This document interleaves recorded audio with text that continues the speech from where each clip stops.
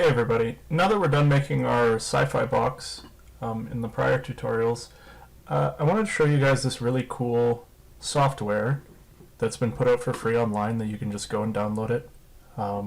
Does no paywall or anything like that, it's just totally free.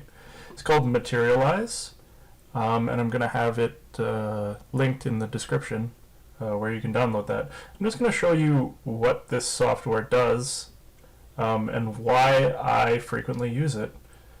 So really quickly, I'm going to open a diffuse map, and the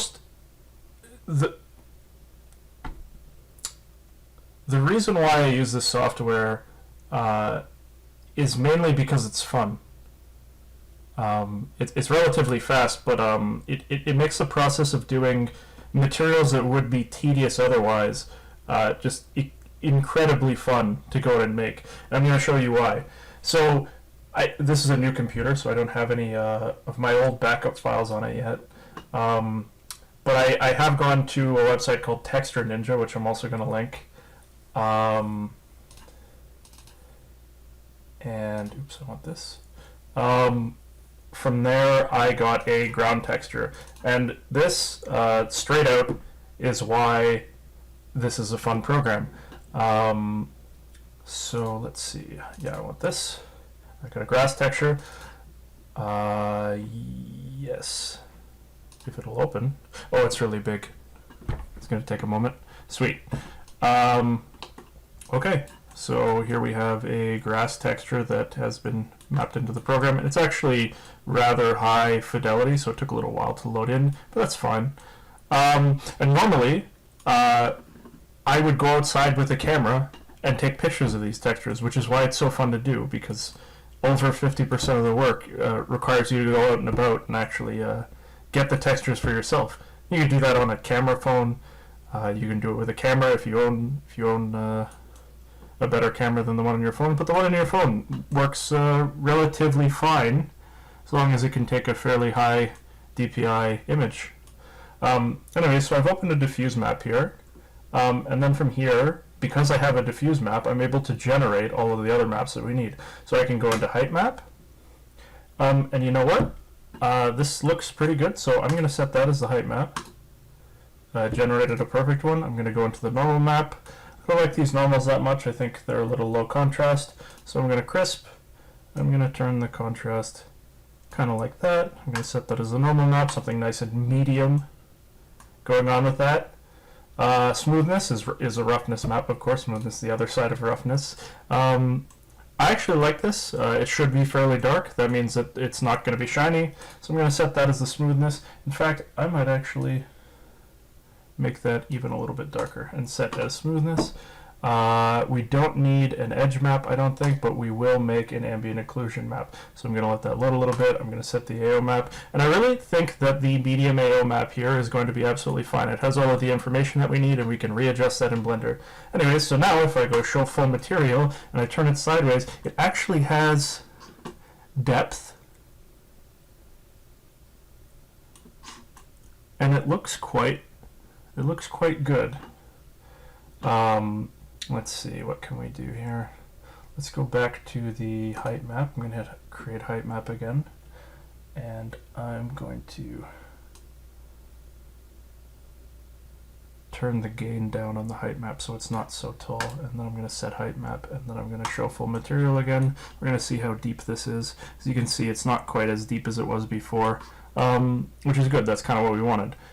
So yeah, that actually looks like you could adjust stuff around and figure stuff out, but I see no reason to go any further than this with this texture, and for what we're doing, that looks pretty good.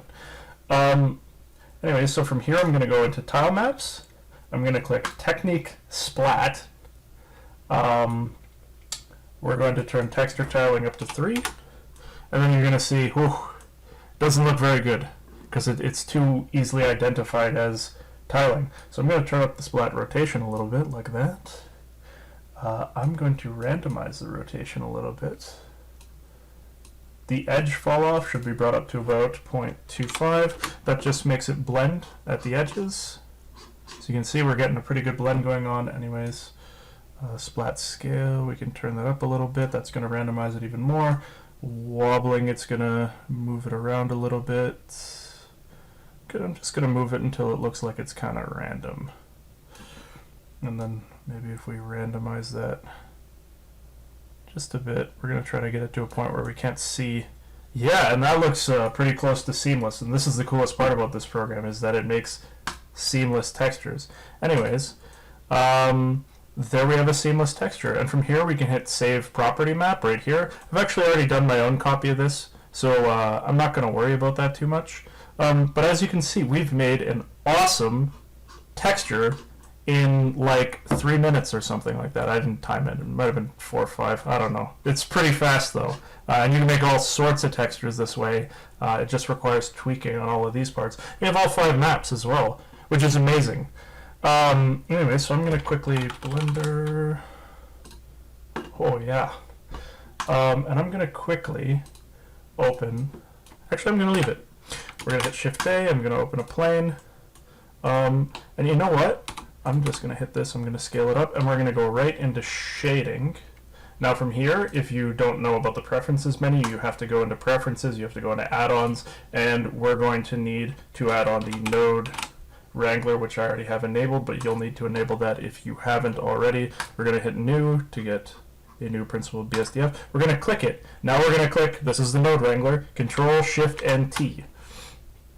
From here I can click Grass Materialize, and I can click literally all of them, hit it, and the node Wrangler puts them all on by itself, although this one has screwed up for me like it did the last time, so I have to really quickly, I'm going to copy the normal map, I'm going to hit Shift D, put it up here, I'm going to open, and then I'm going to open the roughness map, which is called Smoothness in this program.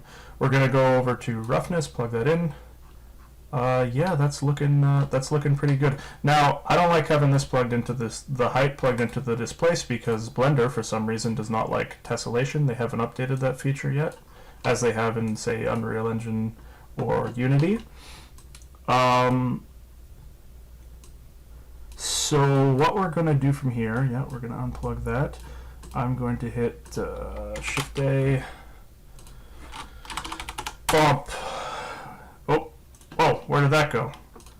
Wow, that flew off the screen and went to its own place. Yeah, there we have it. Okay, so displacement, we're going to plug it into the height, we're going to plug it into that, we're going to plug it into the height. From there, we're going to turn the normal strength down, maybe to like 0.5. We're going to turn the displacement down quite a bit. This still has specular on, which is gross. So we're going to turn that all the way down, because grass is not specular. Yeah, between 1.5 and for normal, looks like even around 1 is fine for normal. I'm not going to do too much with this. See, strength up, down, yep.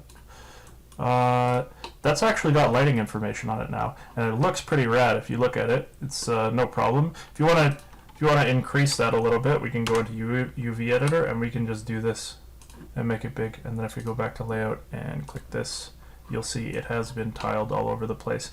And what we could do from here is we could add a subdivision to this, a simple subdivision, and we could use the sculpt function to make this into more of a hilly landscape type deal. And it already looks pretty good. You can tweak around with the normal and the roughness to make this a little better. Let's see, so if we'll go down to 1, and then from here, let's go. I'm just going to play around with this a little bit. Let's see. Yeah, it's not looking too bad. Anyways, I just wanted to show you guys a little bit of this program. Here's a really quick example of one that I made kind of hilly, and this is literally the same exact thing with like I just tweaked the numbers down to work, and I made a hilly background, and this is what it looks like with some depth of field. And in my opinion, it's 90% of the way there when it comes to photorealism. Like you're getting very close in minutes with this program. And to show you where you can go from there, this one I applied grass to, and the grass is randomized. I haven't done anything spectacular to it. I literally just put physics on it, and all the grass is going in different warbly directions. there's nothing to the grass either. It's just the ground material. It's hair in Blender. You can look up a tutorial on how to do that and figure it out for yourself in probably like 5 minutes. Anyways, I just wanted to share with you guys this incredibly fun, it's a little bit outdated, but an incredibly fun program to use in Blender that gets a result that I really enjoy.